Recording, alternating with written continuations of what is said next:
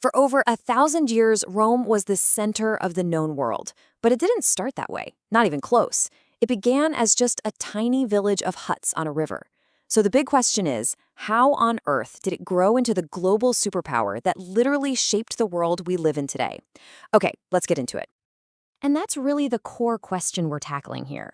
How does a small, kind of unremarkable settlement in the middle of Italy go on to build an empire that, well, that defines Western civilization as we know it? The answer is a story of myth-making, ruthless ambition, and constant, and I mean brutal, transformation.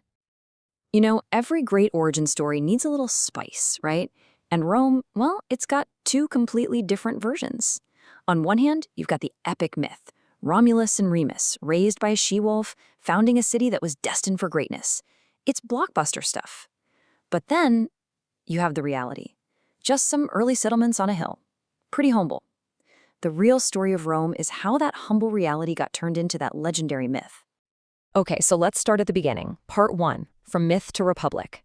See, Rome started out with kings, 7 of them in fact, but let's just say their relationship with monarchy got complicated. We're about to look at the radical move they made that changed everything. So yeah, that complicated relationship with kings, it all came to a head with this one guy, Tarquinius Superbus.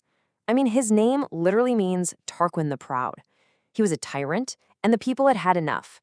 They rose up, kicked him out, and made a promise to themselves. Never again. No more kings. And right there, in that one moment, the Roman Republic was born. But don't go thinking this new republic was some perfect democracy. Not at all. All the power was held by the rich aristocrats, the patricians. And the common folk, the plebeians, they had to fight for every scrap of their rights. This struggle went on for centuries, and they called it the conflict of the orders. But here's the crazy part. Instead of tearing the republic apart, it actually made it stronger. It forged it. All right, section 2, conquering the world. Now that things were a little more stable back home, Rome started looking outward. And what they built was, well, it was an unstoppable republican machine of conquest.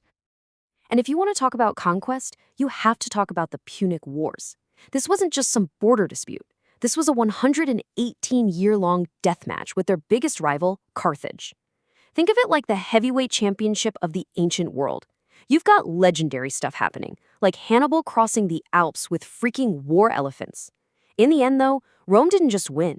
They completely annihilated Carthage. And that victory made them the undisputed masters of the Mediterranean. But here's the irony. All that success, all that conquest, it planted the seeds for the Republic's own downfall. All this new land and money created huge gaps between the rich and the poor. That led to a lot of anger and unrest. And worse, it created these super powerful generals with loyal armies. Armies that would eventually turn on Rome itself. And that brings us to section 3, the Age of Emperors. This is where things get messy. The Republic burns, and a brand new thing, an empire, is born from the ashes. The last 100 years of the Republic were just one disaster after another, like dominoes falling. First, you have political assassinations, like what happened to the Gracchi brothers. That domino tips over the next one, full-blown civil war when Julius Caesar crosses the Rubicon. Then, he gets assassinated, and everything just descends into total chaos. And who comes out on top after all this? Caesar's heir, Octavian. In 27 BCE, he gets a new name, Augustus, and becomes Rome's very first emperor. So after a century of bloodshed and chaos, what comes next? You'd be surprised. It was 200 years of peace and prosperity. They called it the Pax Romana, the Roman peace. It was like the empire took a deep breath. The constant fighting was over, and this new system under an emperor actually delivered. It was a golden age. And during this golden age, especially under emperors like Trajan, Rome just got huge. I mean, think about it. It stretched all the way from Britain down to Mesopotamia. Tens of millions of people, all under one rule. It was absolutely colossal. But you have to wonder, how could anything that big last forever? Which brings us to our next chapter, the empire fractures. Now, we all talk about the fall of Rome like it happened on a Tuesday afternoon, but it wasn't like that at all. It was a long, slow-motion crumbling. Let's look at how this giant empire started to crack under its own massive weight.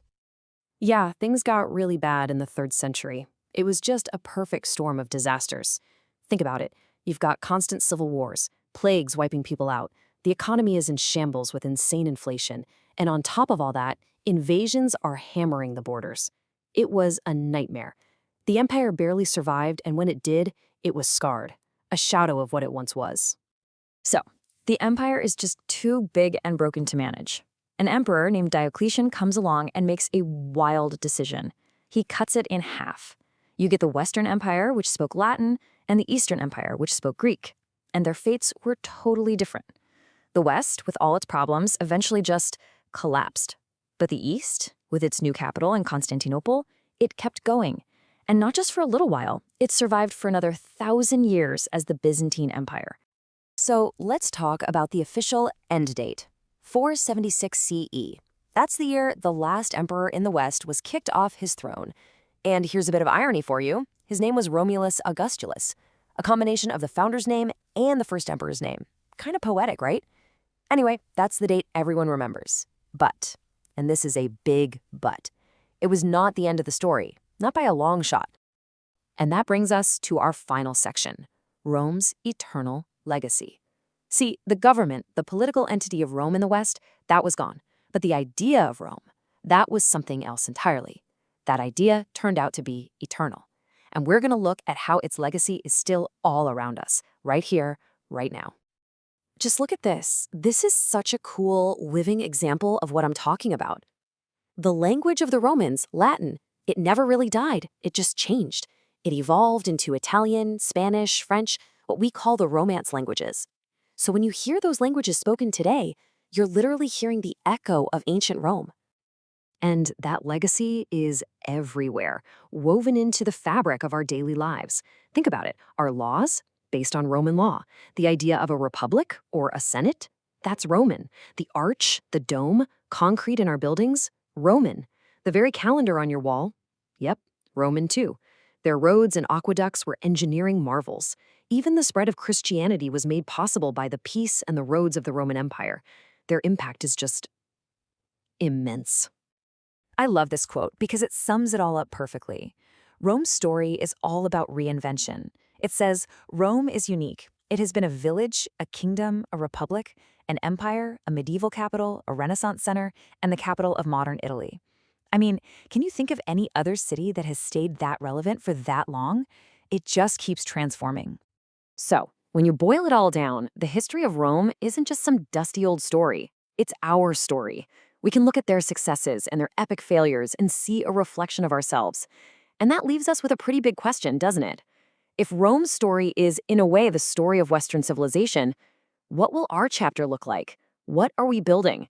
And what will our legacy be?